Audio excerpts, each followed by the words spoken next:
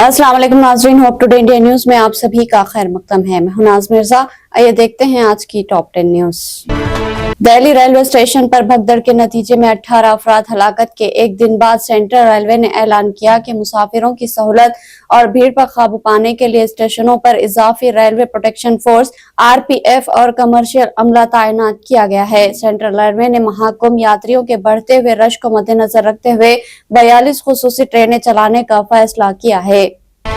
फरवरी के आगाज में सर्दी की हल्की लहर के बाद मुंबई में दर्जे हरारत में इजाफा देखने में आ रहा है। महकमे मौसमियात ने शहरियों को खबरदार किया कि शहर में अगले हफ्ते से गर्मी की शिद्दत में मजीद इजाफा होगा, जिसके नतीजे में मौसम गर्मा और मरतूब ज्यादा हो जाएगा।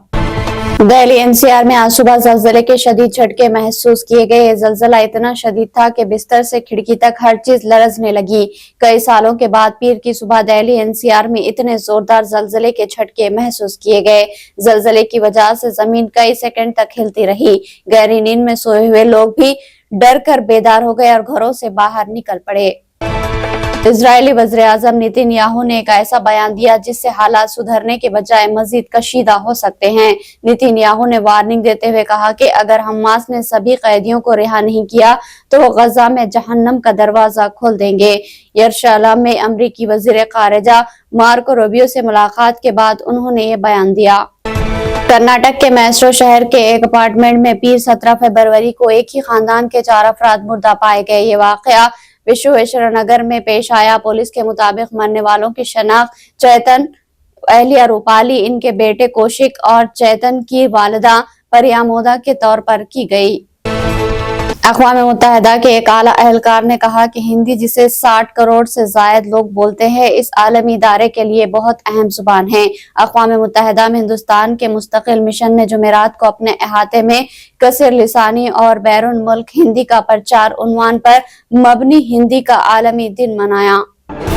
ओमान में 8वीं हिंद महासागर कॉन्फ्रेंस के फोरम से अलग इतवार को भारतीय वज़ीर ख़ारिजा डॉक्टर S जयशंकर की बांग्लादेश के ख़ारिजा उमूर के सलाहकार मोहम्मद तौहीद से मुलाकात हुई। दोनों ममालिक के दरमियान दो तरफा ताल्लुकात और बमस्टिक पर तफसीली बातचीत की गई। समाजवादी पार्टी के रुकने पार्लियामेंट इकरा हसन ने सुप्रीम कोर्ट में एक अर्जी दायर की जिसमें इबादत गाहों के कानून 1991 के मौसर तरीके से निफाज का मुतालबा किया गया है। उन्होंने ये मामला 14 फरवरी को चीफ जस्टिस संजीव खन्ना और जस्टिस संजय करोल की बेंच के सामने रखा।